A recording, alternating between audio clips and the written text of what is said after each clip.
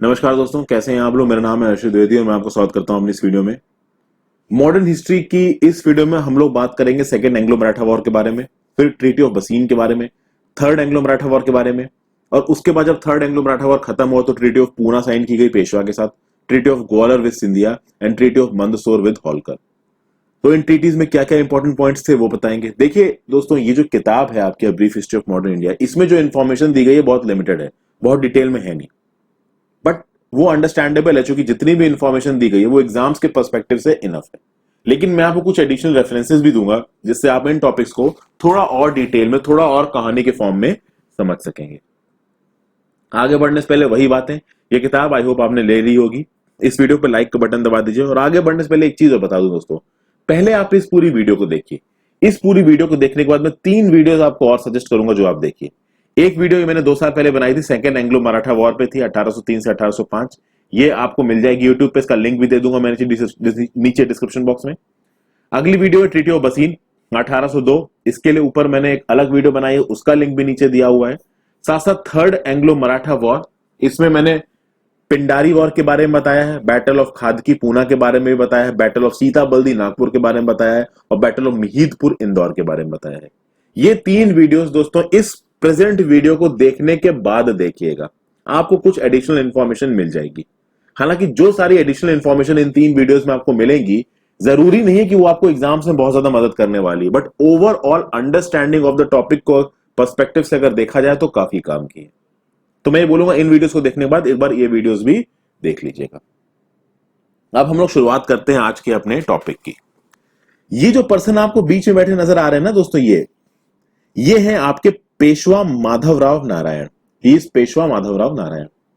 और इनके बगल में जो पर्सन बैठे हैं ये मोस्ट प्रॉब्ली है नाना फडणवीस। अब जहां से मैंने इस इमेज को उठाया वहां से मैं इसको पूरा तो डेसिफर नहीं कर पाया हूं, विकिपीडिया से ये इमेज उठाई हुई है, पर बीच में जो बैठे हैं वो है आपके पेशवा माधवराव नारायण। पेशवा माधवराव नारायण के बारे में मैंने इससे पहले वाली वीडियो में आपसे बात की थी। मैंने आपको बताया था दोस्तों, माधवराव की ट्यूबरक्लोसिस से मृत्यु हो गई। जितने भी लाइन से पेशवा आए उनके बारे में मैंने बताया था आपको। माधवराव की मृत्यु के बाद चूंकि उनका कोई बेटा नहीं था तो उनके भाई नारायण राव को गद्दी बैठाया, तो माधवराव के भाई नारायण राव बन गए पेशवा। लेकिन नारायण राव को उनके अंकल रघुनाथ राव ने मरवा दिया था। तो रघुनाथ राव को सीट से हटाने के लिए 12 भाई कॉन्स्पिरेसी हुई थी जिसके हेड थे नाना फडणवीस। नाना फडणवीस ने नारायण राव के पोस्थुमस जन्म हुए बेटे को, यानी कि जब नारायण राव मर गए उनके बाद उनकी वाइफ ने जिस बच्चे को जन्म दिया उसका नाम रखा गया सवाई माधवराव, जिनको बोला गया बाद में पेशवा माधवराव नारायण। तो छोटे में तो बिल्कुल बच्चे थे, तो पेशवा माधवराव नारायण को गद्दी पर बैठाया गया। और उनके बिहाव पे रूल कौन कर रहा था? 12 भाई रूल कर रहे थे जिसके हेड थे नाना फडणवीस।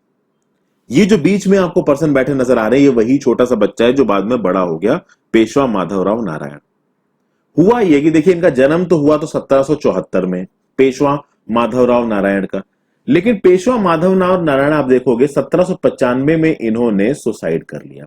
शनिवार वाड़ा है ना पुणे में, जो गढ़ हुआ करता था मराठास का, शनिवार वाड़ा की ऊंची वॉल से जाके इन्होंने छलांग लगा दी और ये मर गए।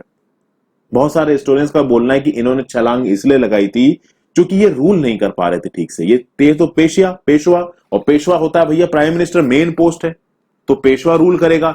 लेकिन नाना फडणवीस ने एडमिनिस्ट्रेशन में प्रॉपर कंट्रोल कर रखा था और नाना फडणवीस इनको डिसीजन लेने नहीं दे रहे थे, तो ये नाम के रूलर रह गए थे।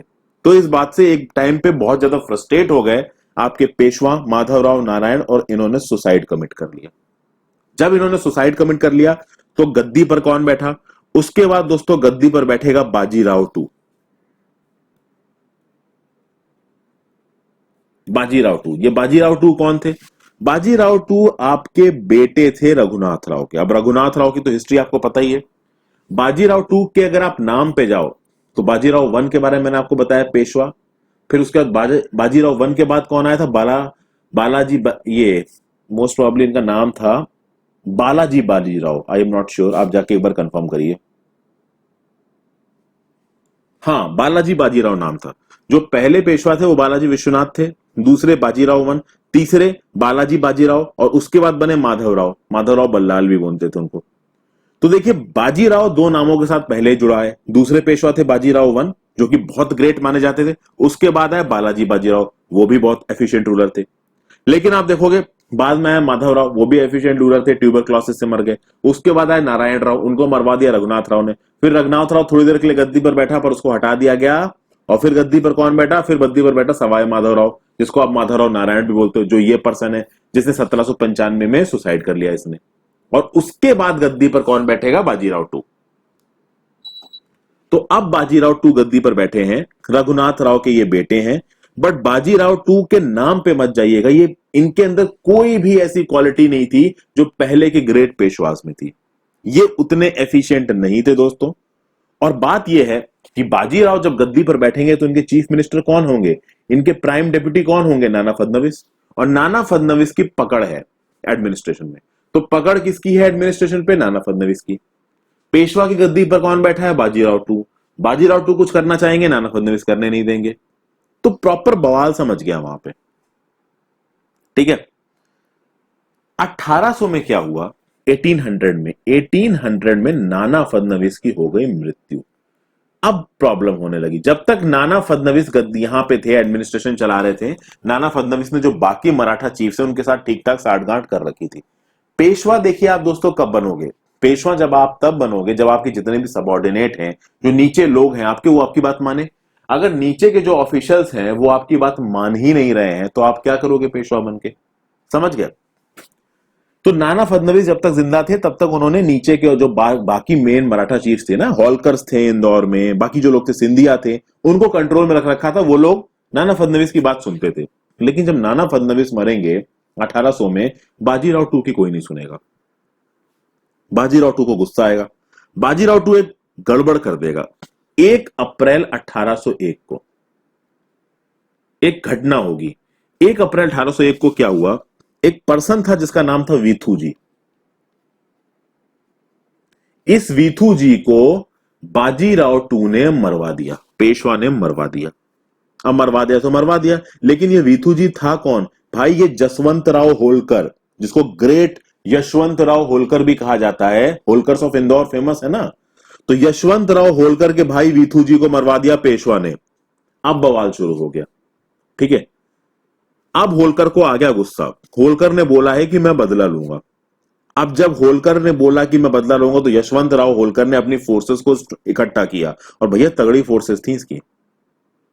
उन्होंने बोला कि मैं बाजीराव टू पे अटैक करूंगा। तो बाजीराव टू ने अपने साथी ढूंढे, भाई मेरी कोई मदद करेगा क्या?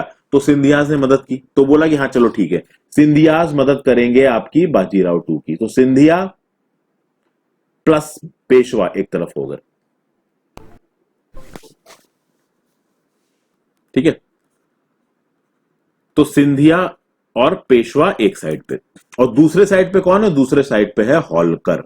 और Holkar is very strong. Actually में सिंधिया भी बहुत स्ट्रांग थे, पेशवा भी स्ट्रांग था, बट होलकर भी बहुत स्ट्रांग था। अब देखिए दोस्तों, मैंने आपको पहले बताया था ना, जो बाजीराव वन थे, जो दूसरे पेशवा थे, उन्होंने एक मराठा कन्फेडरेसी बनाई थी। और उस मराठा कन्फेडरेसी का एक नियम था कि कुछ इलाके डिफाइन कर दिए जाएंगे और उन इलाके में एक शाही फैमिली राज करेगी। तो इंदौर में कौन राज करता था? होलकर राज करते थे। उसी तरीके से पुणे में कौन राज करता था? पेशवा राज करते थे। और Peshwa was the prime minister. Main जो कमांड है वो पेशवा से होगी। तो पेशवा लीडर था, लेकिन लीडर वो तब होगा जब उसके नीचे वाले उसकी बात सुनेंगे। जब तक नाना फडणवीस जिंदा थे उनकी बात लोग सुन रहे थे। नाना फडणवीस मरे, बाजीराव टू की बात सुनना नहीं चाहते थे। होलकर के भाई को मरवा दिया बाजीराव टू ने। ऑब्वियसली बात है, होलकर काउंटर अटैक करेगा। तो एक तरफ पे थे होलकर और दूसरे तरफ पे थे पेशवा की फोर्सेस और सिंधिया की फोर्सेस, और इनके बीच में होगी लड़ाई। ये लड़ाई होगी पूना के पास, एक हदपसार नाम की जगह है, वो जानने की जरूरत नहीं है। और आप देखोगे कि ये होलकर सिंधिया और पेशवा की कंबाइंड आर्मी को हरा देंगे। आप देखिए दोस्तों, यहां हो क्या रहा है? हो ये रहा है कि अब मराठास आपस में ही लड़ने लगे। मराठा कॉन्फेडरेसी जो कि एक कंबाइंड रूल की तरफ सामने आ रही थी, कंबाइंड एडमिनिस्ट्रेटिव सिस्टम की तरफ सामने आ रही थी, उसकी ताकत तब तक थी जब तक वो यूनाइटेड थे, बट वो यूनाइटेडनेस अब चली गई थी। अब वो आपस में लड़ रहे थे, और आपस में लड़ेंगे तो बाकी लोग तो आपको कच्चा चबा जाएंगे। अंग्रेजों ने ये देखा, अंग्रेजों ने देखा कि भैया ये तो आपस में ही लड़ रहे हैं। जब तक ये कंबाइंड, अंग्रेजों की औकात नहीं थी कि इनसे लड़ लें, लेकिन अंग्रेजों को यह पता चल गया अब तो ये आपस में लड़के कमजोर हो रहे हैं, तो अब हमारा चांस बनता है। जैसे ही आप देखोगे पेशवा हारेगा यशवंतराव होलकर से, पेशवा की गद्दी पर बैठा देगा विनायक राव को। कौन? यशवंतराव होलकर। तो अब पेशवा की गद्दी पर कौन बैठ गया? विनायक राव। तो भाई किसको निकाल दिया गया? बाजीराव टू को निकाल दिया गया। बाजीराव टू का दिमाग खराब, क्या करें क्या करें, किसी तरीके से अपनी गद्दी बचानी है। भैया गद्दी तो सब कुछ है ना, बिना गद्दी के कैसे काम चलेगा? तो भाग गए। भाग के गए कहां? भाग के गए आप ये अंग्रेजों के पास। और अंग्रेजों के पास जाके इन्होंने क्या साइन किया? अंग्रेजों के पास जाके इन्होंने साइन की ट्रीटी ऑफ बसीन 1802 में। देखिए ये बैठे हैं बाजीराव टू, यहां बैठे हैं अंग्रेज, और अंग्रेजों के साथ चल रही है बातचीत। अब देखिए अंग्रेज यहां पे एक ऐसे पेशवा के साथ डील साइन कर रहे हैं जो एक्चुअली में पेशवा है ही नहीं। वो जंग में होलकर से हार चुका है और अब पेशवा की गद्दी पर कोई बैठा ही नहीं है। तो ये तो पेशवा है ही नहीं। तो पेशवा ये तो इस लीगल कंडीशन में ही नहीं है कि अंग्रेजों के साथ कोई ट्रीटी साइन करे। बट अंग्रेजों को तो मौका चाहिए ना अपनी ताकत को दिखाने का। तो अंग्रेजों ने ट्रीटी साइन की, ट्रीटी ऑफ बसीन। और देखिए ट्रीटी ऑफ बसीन के थ्रू क्या क्या प्रोविजन सामने आएंगे। अब अगर ट्रीटी ऑफ बसीन के प्रोविजंस को देखा जाए, सबसे पहला प्रोविजन क्या है कि ये जो पेशवा बाजीराव टू है, जो कि अब पेशवा नहीं रहा है, इसको कंपनी क्या करेगी? इसको कंपनी 6000 ट्रूप्स देगी, 6000 ट्रूप्स। ये 6000 ट्रूप्स ऑब्वियस सी बात है बाजीराव टू को लड़ने के लिए चाहिए, ताकि वो अपनी खोई हुई पोजीशन को पा सके। साथ साथ इन ट्रूप्स के साथ तो भैया आर्टिलरी, ब्रिटेन की जो अंग्रेजी आर्मी थी उसकी आर्टिलरी बहुत तगड़ी थी। उसकी आर्टिलरी को मैन करने वाले जो यूरोपियन सोल्जर्स थे वो तगड़े थे। तो भाई पूना, ये जो आपकी पेशवा की टेरिटरी है, ये पूना में रहता था। तो पेशवा ने बोला है कि मैं इन सोल्जर्स के दम पे लड़ाई करूंगा और उस लड़ाई में जाके मैं जो मेरी टेरिटरी है वहां पे जाके रहूंगा। अंग्रेजी ईस्ट इंडिया कंपनी को क्या फायदा लगा? अंग्रेजी ईस्ट इंडिया कंपनी को फायदा लगा कि अगर हम इस पेशवा बाजीराव टू की मदद कर देते हैं तो जो बाकी पेशवाज हैं, सॉरी जो बाकी मराठा रूलर्स हैं, उनकी इंडिपेंडेंस को हम खत्म कर सकते हैं। देखिए मराठा पावर अभी के समय पे इतनी बड़ी पावर थी जो कि अंग्रेजों के कंट्रोल के अंदर नहीं आई थी। अंग्रेज भी 1757 से पहले कहीं ना कहीं उनको आइडिया था कि मराठा पावर बहुत बड़ी पावर है। बंगाल में जब अंग्रेज जीते और 1764 में जब बैटल ऑफ बक्सर हुआ, उसके बाद बंगाल, बिहार, उड़ीसा वाले इलाके में इनका कंट्रोल हो गया। फिर धीरे धीरे आप देखोगे 1799 आते आते फोर्थ एंग्लो मैसूर वॉर हुआ, इन्होंने मैसूर को भी हरा दिया। तो अब अंग्रेजों की फोर्सेस निजाम के जो हैदराबाद इलाका था वहां पे भी थी, मैसूर में भी थी, ईस्टर्न इंडिया में तो थी ही, लेकिन मराठास जो कि सेंट्रल और थोड़ा बहुत साउदर्न इंडिया में थे, वहां पे मराठा पे कंट्रोल नहीं आ पाया था अंग्रेजों का। तो मराठा पे कंट्रोल करना चाहते थे अंग्रेज। उनको अपॉर्चुनिटी मिल गई पेशवा बाजीराव टू से। तो पेशवा बाजीराव टू को बोला भैया तुमको 6000 ट्रूप देंगे, तुम जाओ और लड़के अपने इलाके पे कब्जा करो। लेकिन इससे कुछ और चीजें लिखवाई गई। तो अंग्रेजों ने बोला कि तुम ईस्ट इंडिया कंपनी को कुछ ऐसी टेरिटरीज दोगे जिनसे कम से कम सालाना इनकम 26 लाख रुपए की हो। फिर तुम हमको सूरत की सिटी दोगे, सूरत की सिटी पे अंग्रेजी ईस्ट इंडिया कंपनी का राज होगा। फिर निजाम यानी निजाम ऑफ हैदराबाद का जो भी इलाका है वहां पे जिन जिन इलाकों को हथिया के तुमने चौथ डिमांड करना शुरू किया, chauth was a sort of tax. तो ये जो तुम चौथ डिमांड करते हो निजाम ऑफ हैदराबाद के इलाकों पे जिसपे तुमने वॉर करके जीत रखा है, उनसे तुम चौथ नहीं लोगे। फिर आगे आने वाले समय में मराठा, और मराठा का मतलब यहां पेशवा से, पेशवा जो भी आर्बिट्रेशन करेगा, जो भी नेगोशिएशन करेगा, बातचीत करेगा गायकवाड़ ऑफ बड़ौदा से या निजाम ऑफ हैदराबाद से, तो उस बातचीत में अंग्रेजी फोर्सेस इन्वॉल्व होंगी, अंग्रेजी ऑफिशियल्स इन्वॉल्व होंगे और सारी बातचीत अंग्रेजी ऑफिशियल्स के हिसाब से होगी। फिर वो सारी यूरोपियन कंट्रीज जिनके साथ अंग्रेजी फोर्सेस वॉर पे हैं, तो इसमें ऑब्वियसली बात है French east India company, Dutch east India company, Portuguese company सब आ जाएंगी। तो वो जितनी भी अंग्रेजी कंपनीज हैं जो हमारे साथ वॉर पे हैं, जिनकी हमारे साथ नहीं बन रही हैं, उनके साथ आप किसी भी तरीके का रिलेशन नहीं रखेंगे। और मराठा यानी कि ये जो पेशवा है, अगर आप किसी दूसरी ताकत से रिलेशंस रखते हो तो उसके लिए आप हमसे कंसल्ट करोगे पहले। मतलब आपके relation with other states are subject to the approval of English. तो यहां पे देखिए इस पेशवा ने अपनी कितनी पावर्स को खो दिया। इस पेशवा ने सबसे पहले अपनी रेवेन्यू पावर्स को खोया। ठीक है, उसने बोला कि भाई मैं चौथ नहीं लूंगा कुछ इलाकों से। उसने बोला सूरत आपको दे दूंगा, तो सूरत का सारा रेवेन्यू अंग्रेजों के पास चला गया। उसने बोला मैं कुछ और ऐसी टेरिटरीज दूंगा जहां से 26 लाख रुपए अंग्रेजों के पास जाएगा। तो कितनी सारी चीजें दे दी। दूसरी चीज आप देखोगे, इसने अंग्रेजों को एक इंपॉर्टेंट चीज दी कि इसने अपने फॉरेन रिलेशंस की ताकत अंग्रेजों को दे दी। तो भाई किसी और स्टेट के साथ रिलेशन करना है अगर मराठा के पेशवा को, तो अंग्रेजों से पूछना पड़ेगा। अब ये पेशवा बाजीराव टू यहां कर क्यों रहा है?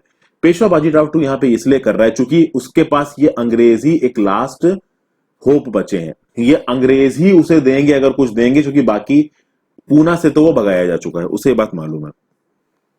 जैसे ही ये ट्रीटी ऑफ बसीन साइन होगी ना 1802 में, आप देखोगे जो बाकी रूलर्स है ना मराठा के, वो काफी नाराज हो जाएंगे, काफी चौकन्ने हो जाएंगे। तो जो सिंधियास थे, जो भोसले थे, उनको लगेगा ये क्या बवाल चल रहा है भाई, ये पेशवा तो हमारी पूरी की पूरी इंडिपेंडेंस को ही बेचा है अंग्रेजी ऑफिशियल्स के सामने। तो अब इन मराठा के रूलर्स को पता था कि ये पेशवा उल्टी सीधी डील साइन करके आ गया है, ठीक है, ये अंग्रेजी फोर्सेस अब हावी होंगी, एक वॉर ऑलरेडी लड़ा जा चुका है 1775 1782 में, तो अब बेहतर ये रहेगा कि हम वॉर के लिए तैयार करें और अंग्रेजी फोर्सेस को हराएं। क्योंकि पेशवा जो कुछ भी टर्म्स साइन करके आया है इस ट्रीटी ऑफ बसीन में, उसको बाकी मराठा रूलर्स तो मानने वाले थे नहीं, सिंधिया भोसले तो मानने वाले थे नहीं। तो सिंधिया और भोसले भैया लड़ाई की तैयारी करने लगे, होलकर भी लड़ाई की तैयारी करने लगे। 1804 में यशवंतराव होलकर, इनकी आर्मी काफी स्ट्रांग थी। प्रॉब्लम ये थी कि इनकी आर्मी आपस में लड़ लड़ के काफी कमजोर हो चुकी थी। अभी बोला ना मैंने कि यशवंतराव होलकर ने पेशवा को हराया, सिंधिया को हराया, मिलकर सिंधिया और पेशवा की कंबाइंड आर्मीज को हराया और विनायक राव को बैठा दिया थ्रोन पे। तो मराठा की जो फोर्सेस थी वो हो चुकी थी कमजोर, अंग्रेजी फोर्सेस के साथ उनको लड़ना था। आप देखोगे अंग्रेजी फोर्सेस के साथ जब ये लड़ेंगे ना, ये हार जाएंगे, मराठा शुरुआत में हारेंगे और लाइन से सारे हारेंगे। तो आप देखोगे आगे जो भोसले हैं वो हार जाएंगे। 17 दिसंबर 1803 को एक ट्रीटी होगी, ट्रीटी ऑफ देवगांव, जो कि ऑब्वियसली बात है अंग्रेजियों के ईस्ट इंडिया कंपनी के फेवर में होगी, इनके अगेंस्ट में। सिंधिया हारेंगे 30 दिसंबर 1803 को, ट्रीटी ऑफ सुरजियान जनगांव। और फाइनली जो सबसे मेन ताकत थी होलकर, ये हार जाएंगे 1806 में, ट्रीटी ऑफ राजपुर घाट होगी। इन तीनों ट्रीटीज के थ्रू आप देखोगे कि काफी हद तक मराठास को दबा दिया जाएगा, बट पूरी तरीके से अभी भी मराठास क्रश नहीं होंगे, अभी भी मराठा ताकत थोड़ी बहुत बची रहेगी, क्रश नहीं की गई अभी मराठा ताकत, ठीक है। तो भोसले, सिंधिया, होलकर तीनों हार गए। अब तक इन रूलर्स को समझ में आने लगा था कि अंग्रेजी ईस्ट इंडिया कंपनी के साथ डील करना बहुत जरूरी है, कंबाइंड तरीके से डील करना बहुत जरूरी है। मराठा कन्फेडरेसी जब तक अलाइव थी तब तक मराठास यूनाइटेड थे, और वो यूनाइटेड थे तो अंग्रेज उनका कुछ नहीं कर पाया। आपने देखा फर्स्ट एंग्लो मराठा वॉर 1775 से 1782, लेकिन जैसे ही ये अलग हुए सारा प्रॉब्लम हो गई। अब यहां पे समझना यह है कि ट्रीटी ऑफ बसीन से नुकसान क्या हुआ मराठास को। देखिए, अंग्रेजों ने जब ट्रीटी ऑफ बसीन साइन की पेशवा बाजीराव टू के साथ, तो उस समय यह बात पता थी कि भैया देखिए, ये पेशवा बाजीराव टू के साथ आप ये ट्रीटी साइन कर रहे हैं, ये पेशवा बाजीराव टू अब पेशवा नहीं है, ये हार चुका है यशवंतराव होलकर के सामने, और यशवंतराव होलकर दूसरे पेशवा को गद्दी पर बैठा चुका है। तो देखा जाए तो इस बाजीराव टू के पास कोई अथॉरिटी है ही नहीं। लेकिन अंग्रेजों को, जैसा कि मैंने आपको बताया कि ये जो पूना वाला इलाका था, जो वेस्टर्न कोस्ट वाला इलाका था, जो थोड़ा बहुत साउदर्न पेनिनसुला में भी है, इस इलाके पे कंट्रोल करना था, यहां पे अपनी फोर्सेस को स्टेशन करना था अंग्रेजी ईस्ट इंडिया कंपनी को। और फोर्सेस को स्टेशन आप कैसे कर सकते हो? फोर्सेस को स्टेशन आप तब कर सकते हो जब वहां का रूलर आपके साथ हो। तो पेशवा बाजीराव टू ने बोला कि भाई मैं आपकी फोर्सेस को पुणे में स्टेशन होने दूंगा। तो अब भाई पेशवा बाजीराव टू की मदद तो करनी ही पड़ेगी पुणे पे कब्जा करने के लिए, जो कि अंग्रेजी ईस्ट इंडिया कंपनी ने किया। और बाद में आप देखोगे कि जब ये जो आपका सेकेंड एंग्लो मराठा वॉर है, इसमें जब बाजीराव टू जीत जाएगा अंग्रेजों की तरफ से आके, तो भाई आप देखोगे बहुत सारी जो इंग्लिश फोर्सेस हैं उनको स्टेशन कर दिया जाएगा पुणे में। और यही तो ब्रिटिशर्स चाहते थे। ट्रीटी ऑफ मीन, ये जो बसीन था, इसका सबसे बड़ा ऑब्जेक्टिव यही था। अब बहुत सारे हिस्टोरियंस ने यह भी बोला है कि ये ट्रीटी ऑफ बसीन से अंग्रेजों को सब कुछ मिल गया है इंडिया में, this treaty of Bassein was the key to India. देखिए, एक बात तो है कि ट्रीटी ऑफ बसीन से नो डाउट अंग्रेजों को कुछ फायदा हुआ था, लेकिन आप ये बोलो कि सब कुछ ट्रीटी ऑफ बसीन से हुआ, ये गलत है। कहीं ना कहीं जो मराठा रूलर्स थे, उनकी जो इंटरनल स्ट्राइफ थी, उस स्ट्राइफ के चलते वो कमजोर हो गए, और उस कमजोरी के चलते वो हार गए। आप देखोगे दोस्तों, ये जो सेकेंड एंग्लो मराठा वॉर है 1802 का, जिसमें आप देखेंगे कि हार गए आपके मराठास। उसके बाद जो अगला वॉर होगा 1802 से, 1802 में तो ट्रीटी ऑफ बसीन हुई थी आपकी, जो वॉर शुरू हुआ वो 1803 में शुरू हुआ। आपको पता है कि जो पेशवा बाजीराव टू हैं, उन्होंने ट्रीटी ऑफ बसीन साइन की। क्यों साइन की? क्योंकि वो हार गए थे यशवंतराव होलकर से। ट्रीटी ऑफ बसीन जब साइन हो जाएगी, बाकी मराठास इस ट्रीटी ऑफ बसीन को नहीं मानेंगे, तो अंग्रेजी ईस्ट इंडिया कंपनी की फोर्सेस, पेशवा की थोड़ी बहुत आर्मी, और उसके सामने किसकी आर्मी? सिंधिया की और भोसले की, जो कि मराठा रूलर्स थे। तो एक्चुअली में ट्रीटी ऑफ बसून के बाद ये फर्स्ट एंग्लो मराठा वॉर शुरू होगा, जो कि 1803 से 1805 में होगा। इस 1803 से लेकर 1805 के सेकेंड एंग्लो मराठा वॉर में मराठास हार जाएंगे। हारने के बाद भी दोस्तों एक चांस होगा इन मराठास के पास अपने आप को फिर से बड़ा करने का। वो चांस इनको मिलेगा एंग्लो मराठा वॉर 1817 से 1819 में। आप देखिए, जो सेकेंड एंग्लो मराठा वॉर है ये 1805 में खत्म हो गया। उसके बाद अगला मराठा वॉर शुरू होगा 1817 में। यानी अभी भी बीच में 12 साल का समय था जिसमें ये मराठा कॉन्फेडरेसी अपने आप को रिवाइव कर सकती थी, अपने आप को और स्ट्रांग कर सकती थी। लेकिन इंटरनल स्ट्राइफ इतनी ज्यादा थी इन मराठा रूलर्स के बीच में कि ये अपने आप को जोड़ ही नहीं पाए एक दूसरे के साथ, ये आइडेंटिफाई ही नहीं कर पाए कि अपने आप को मिला के ब्रिटिशर्स के अगेंस्ट लड़ना बहुत जरूरी है, जिसका इनको बहुत नुकसान हुआ। ठीक है, तो इंपॉर्टेंट इवेंट क्या था? ट्रीटी ऑफ बसीन। ट्रीटी ऑफ बसीन के बाद सेकेंड एंग्लो मराठा वॉर और अब आएगा third Anglo Maratha war. Third Anglo Maratha war में देखते हैं क्या हुआ। 1817 से लेकर 1819 के टाइम पीरियड में ये हुआ था। आपको पता है दोस्तों, चार्टर एक्ट ऑफ 1813 आया था। चार्टर एक्ट ऑफ 1813 में हुआ क्या कि भाई अंग्रेज इंग्लैंड में क्या हो रहा था कि ईस्ट इंडिया कंपनी की जो मोनोपोली थी ट्रेड में, उसको लेके काफी बवाल चल रहा था।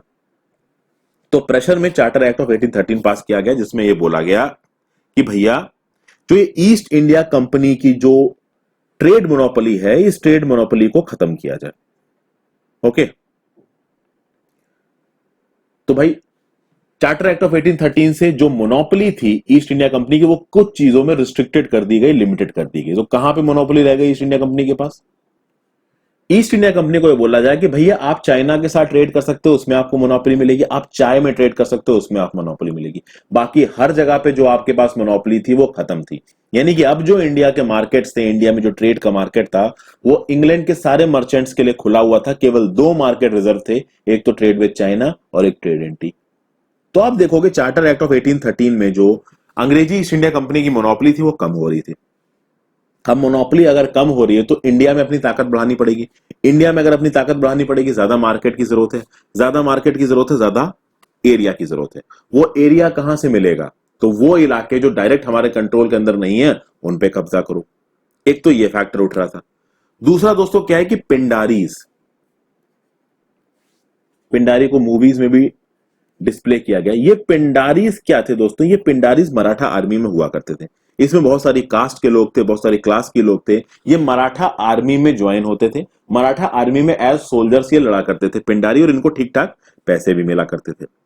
अब जब मराठाओं की ताकत कमजोर होने लगी, और minded second Anglo Maratha war के बाद मराठा की ताकत बहुत ज्यादा कम हुई और धीरे धीरे वो आपस में उनके स्ट्राइक्स इतने बढ़ते गए कि ओवरऑल उनकी ताकत, उनकी फाइनेंशियल कंडीशन सब कुछ कमजोर पड़ती गई।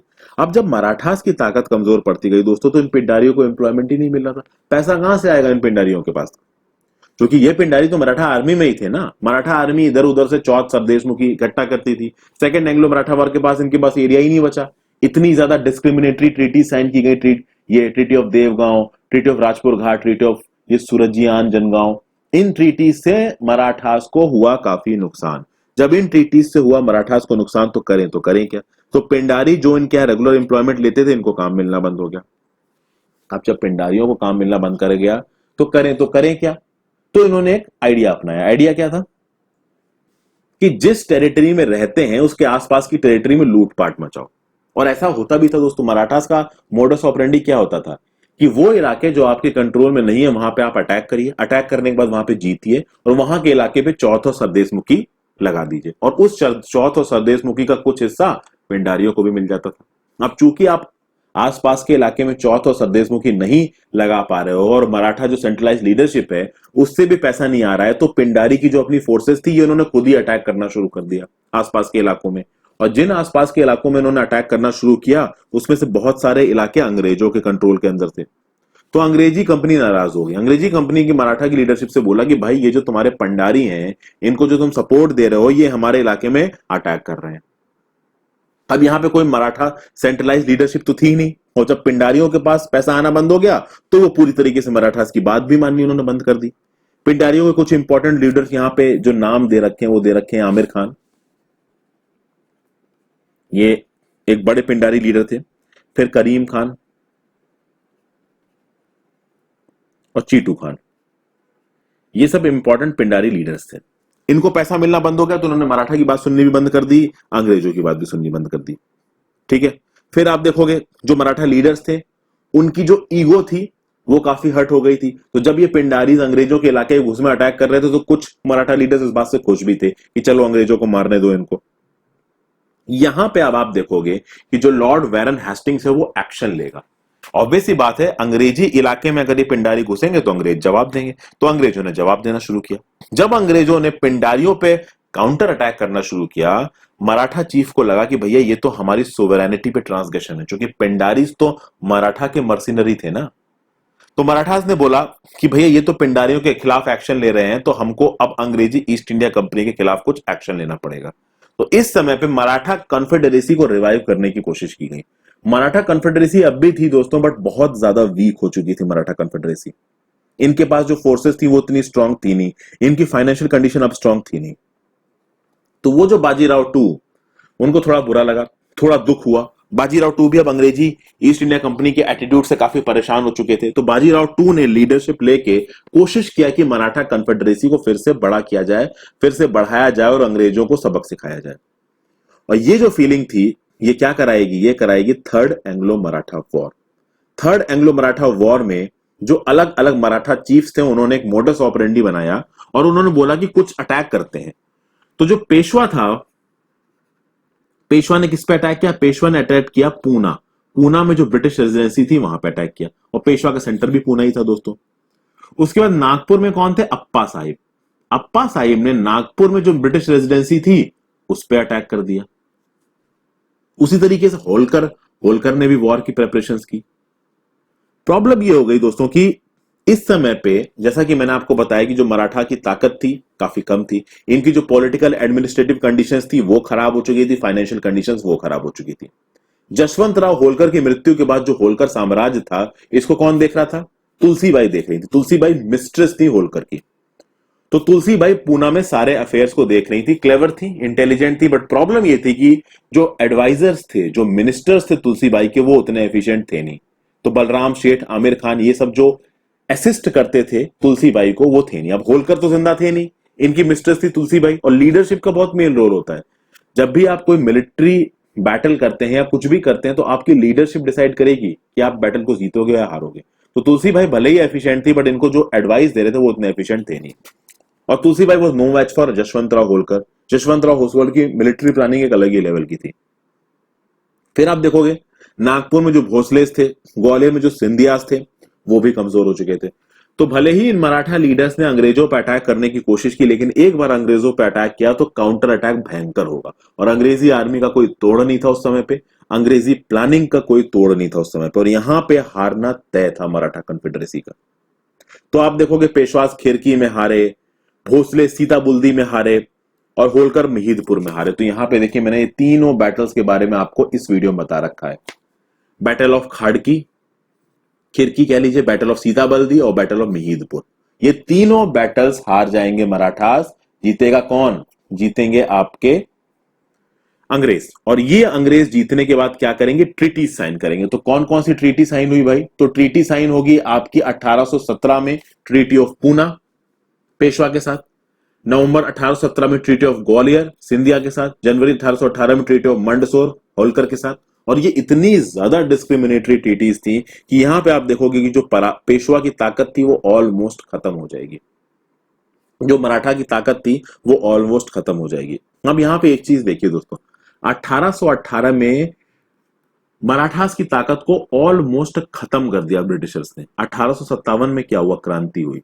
1857 में क्रांति होगी दोस्तों, और इस क्रांति के दौरान आप देखोगे कि जो मैक्सिमम मराठा लीडरशिप है वो अंग्रेजों की तरफ रहेगी, वो रेबल्स की तरफ नहीं रहेगी। अगर सोचिए 1857 तक मराठा स्ट्रांग होते और 1857 में क्रांति हुई इंडिया में, तो ये पूरे चांसेस थे कि इंडिया उसी समय आजाद हो जाता अगर मराठास ताकतवर होते। पर मराठास को इतनी बुरी तरीके से हराया थर्ड एंग्लो मराठा वॉर में कि मराठास वापस उठ ही नहीं पाए, और 1857 की क्रांति में जो मराठा रूलर्स थे वो अंग्रेजों का साथ देंगे। तो ये थी दोस्तों, ठीक है। तो जो पेशवा बाजीराव टू थे उनको बिठूर में बिठा दिया गया, कानपुर के पास थोड़े बहुत पैसे दे दिया गया और बोला आराम से रहो। शिवाजी की कोई डिसेंडेंट था प्रताप सिंह, उसको छोटी सी जगह थी सतारा, वहां पे रूलर बना दिया गया। मतलब होता है ना कि एक लेगेसी होती है कि भाई ये बड़े रूलर्स रहे हैं, तो इनके किसी डिसेंडेंट को एक छोटी मोटी पोस्ट देके किसी जगह पे बैठा दो ताकि इनकी ईगो सेटिस्फाइड रहे, ताकि आगे चल के ये कुछ हमसे लड़ाई ना करें। तो इस तरीके के काम करने में ब्रिटिश एक्सपर्ट थे। तो आप देखोगे थर्ड एंग्लो मराठा वॉर में मराठास की पूरी ताकत खत्म हो जाएगी। इस वीडियो को अगर आपने देख लिया दोस्तों, तो ये तीनों वीडियोस जाके जरूर देखिए और डिटेल में इंफॉर्मेशन पता चलेगी। एक्चुअली में ये तीनों वीडियोस में जो इंफॉर्मेशन है, अगर आपने इस वीडियो को नहीं देखा है, समझने में थोड़ी सी आपको प्रॉब्लम हो सकती है। तो सबसे पहले ट्रीटी ऑफ बसीन हुई, पेशवा बाजीराव टू ने करी, उसके अगेंस्ट में लड़ाई होगी सेकंड एंग्लो मराठा वॉर 1803 से 1805, जिसमें मराठा हार जाएंगे। फिर थर्ड एंग्लो मराठा वॉर होगा 1817 से लेकर 1819। जो इसका स्टार्टिंग पॉइंट था थर्ड एंग्लो मराठा वॉर का, वो था पिंडारीज। पिंडारी पे जब एक्शन लिया अंग्रेजों ने, तो मराठास ने अंग्रेजों पर अटैक कर दिया और मराठास यहाँ पे हार गए दोस्तों। तो ये पूरी स्टोरी थी। सारे इंपॉर्टेंट पार्टिसिपेंट्स मैंने आपको बता दिए। जो पहले की 3 वीडियो बताई है वो आपको देख लीजिए, पूरा ये हिस्ट्री आपको समझ में आ जाएगी। कोई डाउट हो तो नीचे कमेंट सेक्शन में आप पूछ भी सकते हैं। जितना अच्छे से हो सका उतने अच्छे से मैंने आपको समझाने की कोशिश की है। Thank you for watching this video friends, have a great day. Video को शेयर जरूर कर दीजिएगा और सब्सक्राइब ना किया हो तो चैनल को सब्सक्राइब कर लीजिए। Good bye.